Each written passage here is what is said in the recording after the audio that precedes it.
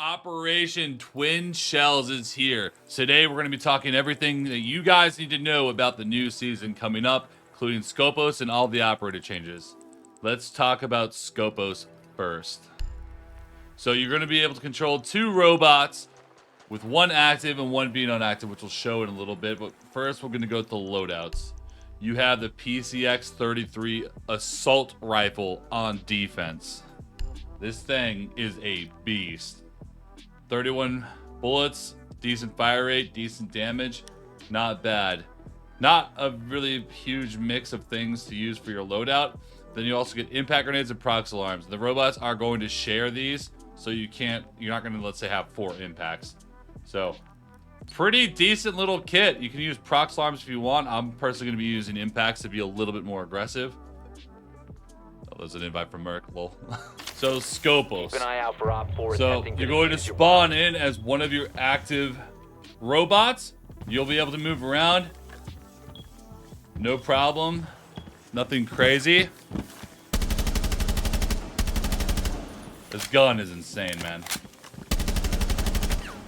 So, swapping to this view, you can use it as a bulletproof cam as well as a deployable shield. You can get behind this guy, use the bulletproof glass to your advantage. And you'll know when someone is shooting towards your robot because in the left side, you'll see a red indicator that they are taking shots. So, swapping, you can do this and you press F to transfer and you can transfer over to the robot. You don't have to be anywhere near him. You can be anywhere on the map. So you put a shield down and now you're up, just like that. So you can place your shield wherever you want. Let's say, like I can place my Skopos shield, let's say here, right?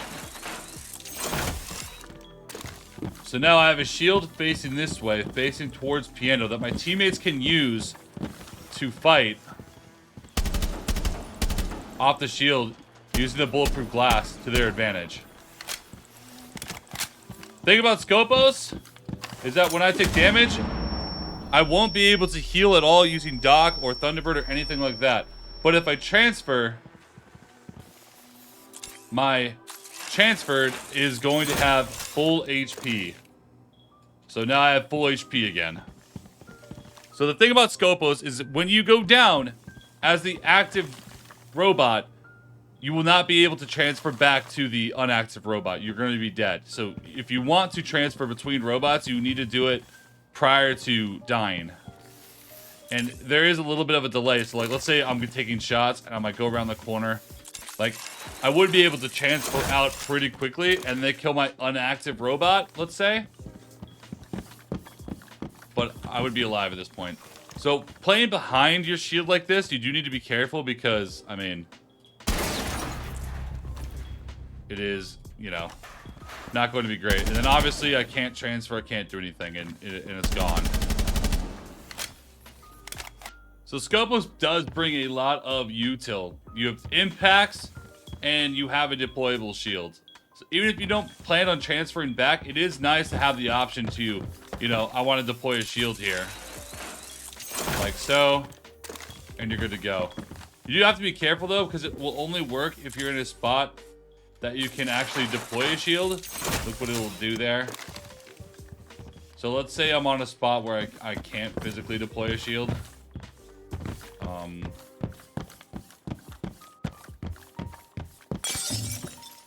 Yeah, it won't let me, yeah, I won't be able to swap, but I still have to go to my camera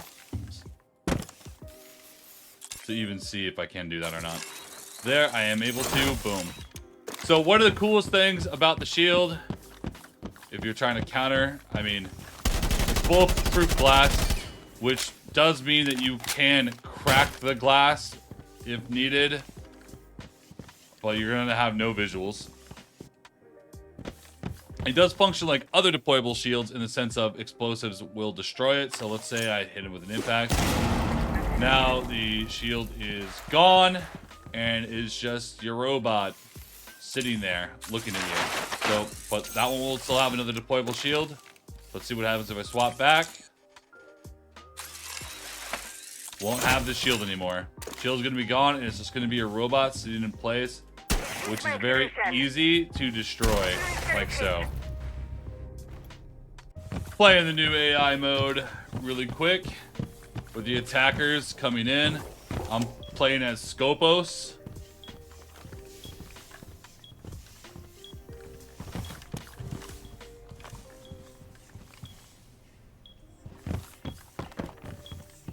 Let's see.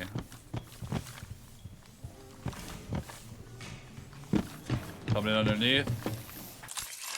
Let's transfer over.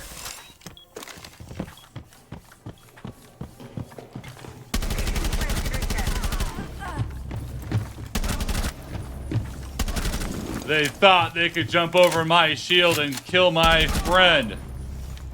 Joke's on you. Transfer over, moving that shield, basically playing leapfrog. He's above. Op 4 eliminated. Now let's talk really quick about interactions with defenders that Skopos has. So toxic gas from smoke will not affect the robots because, again, they don't breathe air. So you're going to be able to walk through the smoke canisters, not a problem. Same with the Fenrir gas.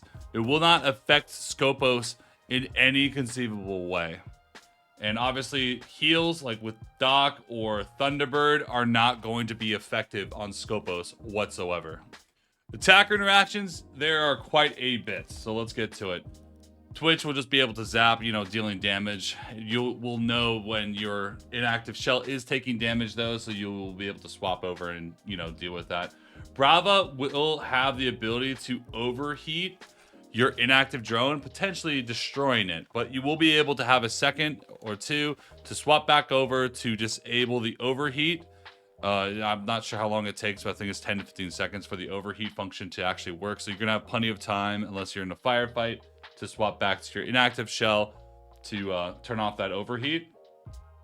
EMPs will not turn off the robot, but it will turn off the inactive robot, causing you not being able to swap. And if you have an EMP thrown at you as the active robot, it's not going to turn you off, but you won't be able to swap or use cameras or anything like that. So you won't be able to swap over to your inactive shell. Floors is obviously a really good counter for the inactive shells, basically destroying them pretty easy and clear. And then everything else, works kind of as normal. I mean, EMPs kind of do something, a little bit of interaction. There is that Brava, which can work. Floors, I think, is a really good counter to the Skopos. Like the inactive shell, if you find it, you can just blow it up scot-free. Not a big deal. So more interactions. IQ will only be able to find the unactive shell. You're going to be able to see the unactive one through the walls and whatever. Jackal will be able to track the robots, but he will only, they're treated as separate operators. So let's say I run around a lot as one of the robots. I put it down and play as the other one. He's going to be tracking the unactive shell. Same goes for Deimos. So basically the one that you spot, the one that you're spotting, is going to be the one that is, currently getting tracked. Now let's talk about some of the reworks. So here we have a Nokk Rework. So basically, it's not going to use any of your scanner while you're not moving around or taking any action. So look at the bottom right. You can see, you still have plenty of scanner. It's currently up. It only goes away when you move or shoot. So you can basically chill underneath a camera free and clear. This probably isn't the end to the Nokk Reworks. They want Nokk to be that silent lurker running around the map. So we do plan on seeing some potential Nokk changes in the future. There is yet another Solis rework. Basically what Solis will do now is you'll be able to see gadgets, but you won't know exactly what gadget it is unless you scan it which would be considered an overclock. So you'll know what ability it is. And it will tell the attackers that they are being watched by Solis. So I don't think this is really a buff for Solis. This is yet another nerf, making Solis honestly pretty rough to use.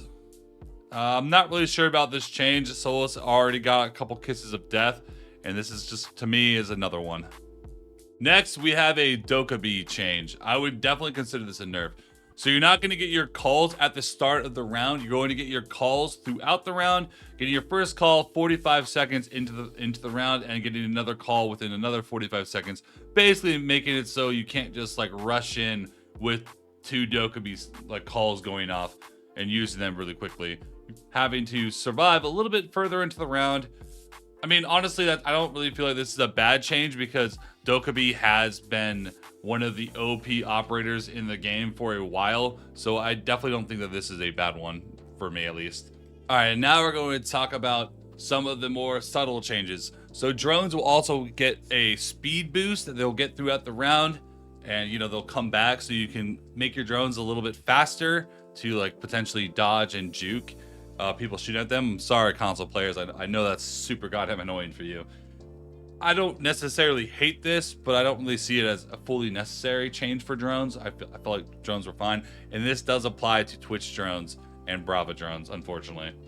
Claymore. So remove delay between activation and explosion. So basically, it's going to activate a little bit faster, causing those hop outs onto Claymores to happen a little bit faster, so they're not going to be as reliable. You know, when you hop out, you got to be extremely careful if there's a Claymore or not.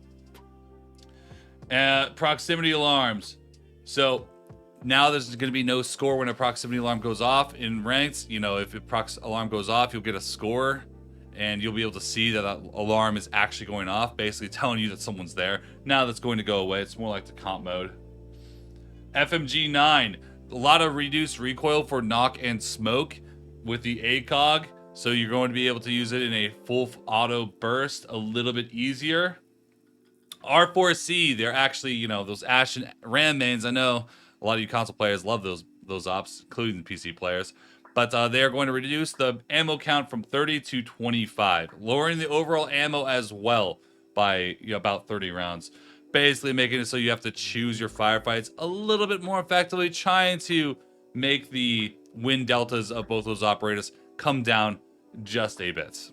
They also released Siege Cup. It's going to be in the game. Basically, you play like the old Go 4s through the, you know, the Rainbow Six. Through Rainbow Six, you have to queue up as a team of 5, and you can play it out like so, and you know, going all the way to finals.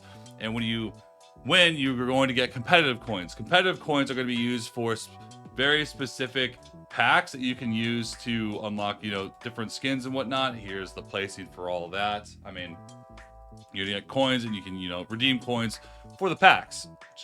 They also mentioned about binary hardening with the anti-cheat, basically making it so it's a little bit harder for cheat makers to make cheats for Siege, which I do like that they're telling us this, but it really does, you know, is it going to help fully or not? I don't really know, but, you know, at least they know it's an issue. It was literally the first thing they talked about.